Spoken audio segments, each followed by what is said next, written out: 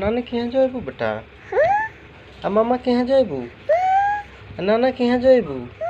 आ भूकुल के यहाँ जाबू आ मनीषा के यहाँ जाबू लड्डू के यहाँ जाबू लड्डू के यहाँ जाबू आ बेटा आ कहाँ नहाए जाला हाँ यही में नहाए जाला आ कोटवा में के गोड़ क्यों लगल बेटा हाँ बेटा हमारा गोड़ लगता है भाई ले जो घुमा ले आ छठी माई के गोड़ क्यों लगल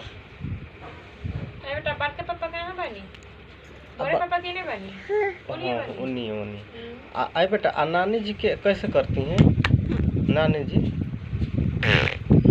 आएंगे अब भैंसिया के पानी पिए ले